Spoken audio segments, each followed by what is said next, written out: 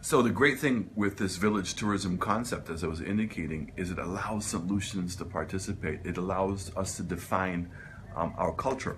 And what we did is in developing village tourism, we've said that the common theme is Creole. But we have different influences of Creole in our history. We have African Creole, we have Amerindian Creole, we have French Creole, we have British Creole, we have American Creole. So the idea is to get each of the villages to specialize in a theme. So when you went there, the architecture would be of that theme, the arts and crafts would be of that theme, and the food would be of that theme.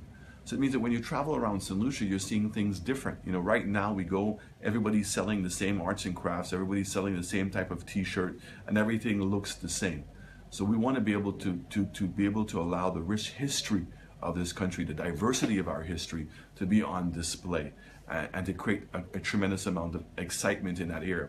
We've also said that some people who are food and beverage directors or restaurant managers or people who are room divisions managers who've been working in the hotel sector or working for a standalone entity may want to open their own place. So village tourism will have a company, and that company will provide accounting, product development, management training, and marketing for all the members of village tourism, so that we can help raise those standards and work with St. Lucians so that they can end up owning their own business. So in essence, a village becomes like a resort, and the difference is instead of one person owning the resort, you have a multitude of people. So you have some people owning rooms, some people owning the shops, some people owning the restaurants. But what we have to do is to collectively get together and agree on a standard in the public spaces. So this is our idea for village tourism. I know that I'm getting some questions, so I want to be able to address those right now. So, the first question is from Randall Jabatis. Mr. Chastanet, what are your party's positions on men's rights in our country and your views on ships being redirected to Barbados and Martinique? well, first of all, in terms of men, I mean, men play a significant role in the development of our society. And, I'm not one of these people that want to get into the gender battle. I'm very proud of women, and I think that we're never going to be able to fully develop our potential unless there's a balance, and that we need to recognize the difficulties that men are having. The fact is that we have 25% unemployment, but the more significant numbers, we have 47% unemployment among youth. And it is more impacting men than it is women. And it's very, very difficult when men don't believe they can provide for their families. So that is something that clearly we need to be able to focus on. In terms of my views as to what's happening with the cruise industry, it's very sad. And what's sadder is the government would have known since October of last year that the numbers were going to be down. Not once have we heard the government address this issue. Not once the government has alerted us to the fact that this was going to take place and what their plans are to change it. I've heard through my discussions as to what the issue is, but I'm hoping now that we've brought this issue to the forefront, that the government is going to again do the right thing, come out publicly, and make the pronouncements as to what the problem is and how they intend to resolve it, how they're going to rectify the situation. But the fact is that tourism is growing globally in the Caribbean, and St. Lucia, the numbers there to speak for themselves, has been underperforming. A question from Nigel Toussaint. What percentage of the hotel development as well as restaurants and shop opportunities will be secured for St. Lucians? Well, with the village tourism idea, we're hoping to really improve that number considerably. Because right now, it's very difficult for St. Lucians to get involved in tourism because the entry price of getting in is extremely expensive. Let's take Gros Lake Town as an example. I've been one for the longest time who believes that the Friday night needs to be expanded so that you have tourism activity in Gros Lake every night. But it means that the people have to be willing to change. It means that putting the music in the street is not necessarily the best idea. Have to be able to develop the restaurants and create a theme in Gros Lake Town to facilitate that. So you have to put the infrastructure in order to allow small hotels to operate. That's why what we want to do is open up a company called Village Tourism Incorporated. So help people with the interior decorating, help people with management training, help people with the accounting system, help people with the marketing, because when you impossible to succeed if there isn't support in that. But if we are successful in developing those kinds of small businesses, it makes the product of St. Lucia substantially stronger. So the answer to that question is right now, the vast majority of the hotels in St. Lucia are owned by St. Lucians or business people from the region, but it's a limited number. So you're talking about a handful of St. Lucians that are really the ones who own the vast majority of hotel rooms. And what I would like to see is to see more St. Lucians being able to come to the forefront. And I think the advent of village tourism is obviously going to create that opportunity. A follow-up from Nigel Toussaint. The entry price is function for the banks and the willingness to take a risk on the locals. What will you do about that sector? Sorry, can you repeat the question? What are your plans on, in terms of the banking sector? Will you be able to lend a hand in the banks taking risk on those local entrepreneurs? The biggest thing is that the banks, both in the terms of agriculture and in terms of tourism, have not had the requisite talent to be able to evaluate those projects properly. And they've been burnt so badly in the past. So there are things that we're going to do both in the agricultural sector and the tourism sector. So anybody who wants to be able to get incentives in our regime has to become a member of Village Tourism Incorporated. And Village Tourism Incorporated will help do the due diligence. So evaluate the talent of the people in terms of managing a hotel or running a restaurant or running a shop. And that when they identify weaknesses, give them support so we can strengthen those things. By doing that, we're creating a stronger possibility of success. Also by now reducing the footprint that people need. So I see a lot of people having to buy acres of land and then spending millions of dollars of putting the infrastructure in. So what I spoke about with regards to View Fort is where we do the subdivision, we put the water in, we put the electricity in, we put the sewage system in, we put the roads and the sidewalks. That becomes the core investment. It means that people then can buy a piece of land that's already prepared, and they can get a smaller piece of land to be able to develop their facility. In the area of agriculture, we've said that we want to be able to reverse the trend. So we saw a very successful banana industry in which banana farmers focused on growing bananas.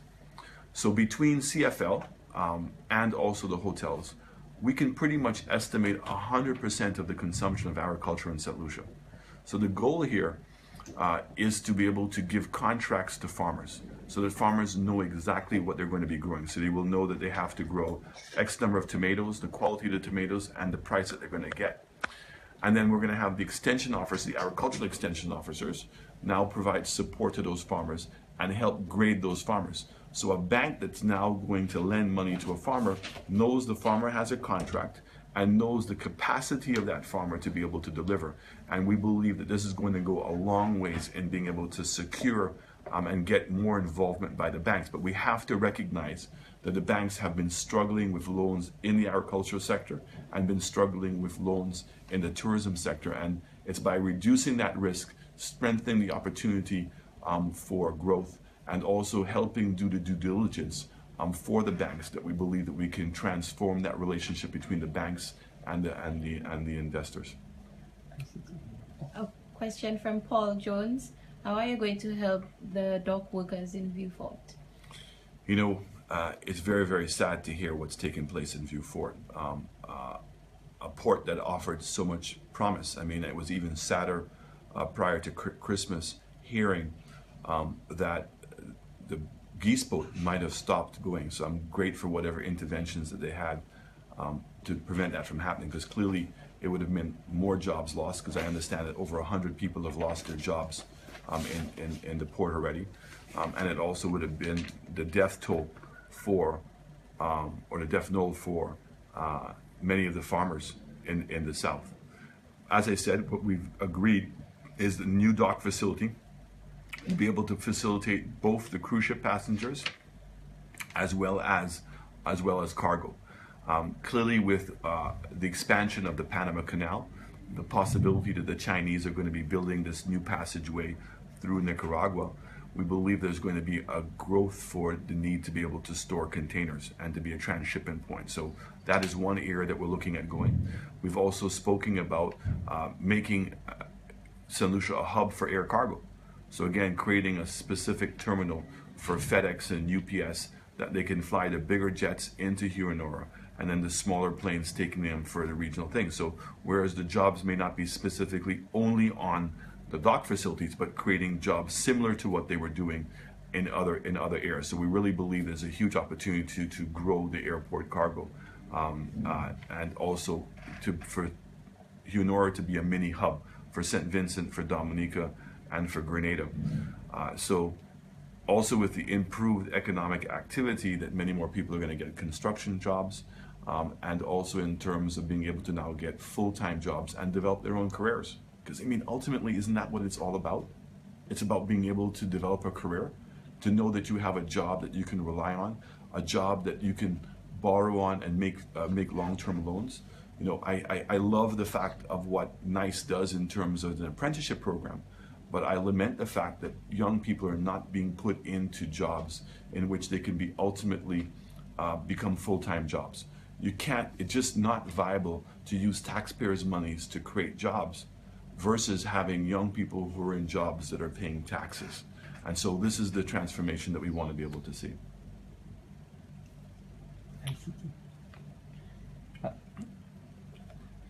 What are your plans for ICTs and the development of information technology? Well, that's an exciting area for me. I've long believed that the future for us is this opportunity that technology has created. So many companies in North America and in Europe no longer have to have their back of the house operations where they are. So the accounting department, the filing department, the administrative department, those processes can be outsourced elsewhere. And so with the development of broadband width and voice over IP makes it incredibly affordable. And the fact is that technology can be put into rural areas. So we've already seen some companies, Yodel is a great one, is a company that sells contracts for website optimization. And so we have young people here making cold calls to business people in North America to sell them contracts for Yodel. We believe there are many more examples of that. So in fact, I have a team of people coming down from Jamaica very, very soon to look at St. Lucia and to give us ideas so that those can be highlighted in our manifesto. I have met with some of the business people here. I believe that very quickly we can see over 1,000 new jobs being created throughout the rural areas in back of the office areas. So I think that the opportunity is tremendous. And I think that once we now start having young people who are participating in that environment, start recognizing how small the world is, and that maybe that can be translated in promoting their own businesses down the road. And again, I don't want people to believe I'm just saying that for politics. When I was when I was the Minister of Tourism, I pushed very, very hard to get the St. Lucia Tourist Board to move in that direction. I felt that the cost of us having salespeople up in North America, the fact that the number of travel agents was reducing in size, and the number of travel agents that were working out of their home, that we should have a core telephone sales office here in St. Lucia. And we did do the program, and I'm very sad to see that the Tourist Board shut it down. But the idea is that we would have had over 50 people here in St. Lucia making calls to the US, making calls to Canada, making calls to the UK, using voice over IP and using the technology where we can send emails with flyers on each of the hotels. And the advantage is that those people, those solutions would be resident here. So the knowledge that they had would be current, would be very current with regards to what's happening with the hotel product. And I still think, and I tell you that if we get into government, and when we get into government, that we will resurrect that. But we need to be able to embrace new technology and make it work to our advantage. And I think that IT centers and the technology of voice over IP, and the fact that we can put so much documentation now, brochures, people aren't holding a physical brochure anymore. We can have a video brochure now done and sent it by email to people. We can have live streaming of beaches and hotels by having cameras around the island. So in fact becomes more real, and looking to embrace that to the advantage of St. Lucia. We hear a lot of talk from the St. Lucia Labour Party about Harbour Club and taking the ideas of Harbour Club. Can you elaborate on the story and the creation of the process for the construction of Harbour Club? When I was in opposition, or still in opposition, I run Cocoa Palm, and there was a gentleman that was building a dive center. And I had the opportunity with meeting Daniel, who is a Swiss gentleman who came here and retired and bought a home in Marigot, fell in love with St. Lucia, and bought that piece of land and was building a dive center for his son. And in our discussions, I was able to convince him to be able to build a hotel. And he said, Alan, I don't know anything about a hotel. So we struck a deal where he would build the hotel, we would help him in the design of the hotel, and then Cocoa Palm would share management with him. So we used NLBA, which is a local architectural firm, and we've designed a phenomenal boutique hotel that is going to be the first gold LEED hotel, and for LEED it's for an environmentally certification in terms of how we build it. So the renewable energy that we did, so the air conditioners at that hotel are driven by the solar heating of the water. So the heat from the water is actually what's used to drive the turbines. Many of the materials that we're using are reusable materials.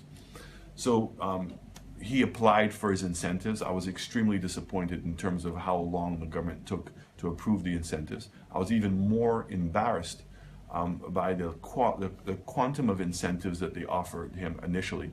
But after they were able to get over the hurdle, and I have to in fact thank the CAPSEC for his personal involvement in getting over that hurdle.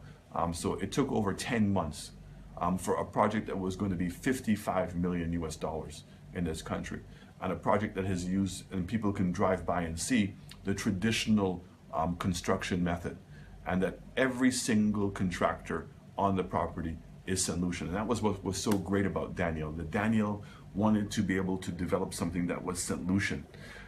It's very exciting. We've got shops downstairs. They've got a really fantastic restaurant that's going to be upstairs. There's added new conference facilities that are taking place. And I was extremely disappointed at when the government was trying to make a pronouncement about it for political reasons, because it clearly was just political. They couldn't even get the name of the hotel right. They called it Harbor View instead of Harbor Club. Then the next thing is I'm watching Jadia Jean-Pierre's site, and I see a picture of the Harbor Club in construction with an SLP logo on it, almost to suggest that SLP can lay claim to the Harbor Club. No minister's even been there. They've not even gone to the property, which is so sad. So here's a government that continues to tell the people of St. Lucia how much they care and what they're doing, and they've done nothing. And the issue for me is that when Kenny Anthony was in opposition, what did he say? He was going to write investors not to come to St. Lucia. And I'm very proud of the fact that I'm in opposition, and I've been able to get investors to come to St. Lucia. And I would never play politics at the expense of the people of this country. Politics is not that important to me to make that happen. And I can only say to you that if we can do this in opposition, give me the chance. Give me the chance to show St. Lucians what can happen. And I've said, I want to make St. Lucia the best place to live, the best place to work, and the best place to visit. I don't know what mediocrity is. And the team of people that are now part of United Workers' Party, all of us are committed to that causes. We want to see a great healthcare system. We want to see a great education system. We want to see the physical infrastructure that's there. We want to see incentives to be able to help solutions, not only to get jobs, but to be entrepreneurs. And the biggest thing is, we are focused on building careers in St. Lucia, not just jobs. We have a question. There is no transparency in our present government. Are you willing to change that? What are your plans for transparency? I am a huge believer in transparency, and I think that the way that it has to be done is that the boards that we have to be more independent. How people are appointed has to be substantially more transparent. We must build a better judicial system. Right now, the government has destroyed our judicial system. When you look at impacts, the fact is the Prime Minister had no right to be involved in impacts. That was a judicial matter. The DPP, who he knew was going to go in early retirement, did not have somebody to replace her. And I would have said, if in fact I was in a similar position and had nobody to replace her, I would have sat down with her and asked her if she would have taken a contract until somebody came in. So she's gone. The DPP's office has collapsed. Then you have now this government has come in. There's no commissioner of police. They've had three different commissioners of police. And there's no clear indication as when we're going to have a change. That is what we're talking about. How can you have a transparent system if there's no accountability? And so there's a new standard called governance. Every single minister must be certified as being governance compliant. Every single board director, every single chairman of a board must understand governance.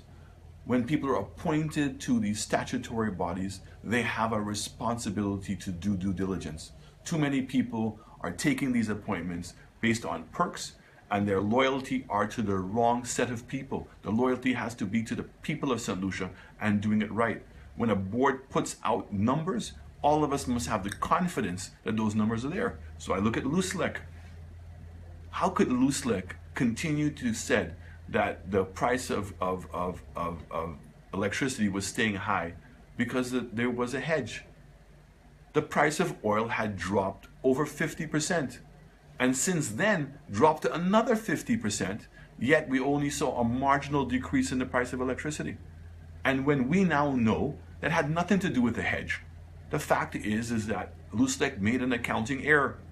And instead of passing on the mistake to the investors, to the shareholders, they passed it on to the general public.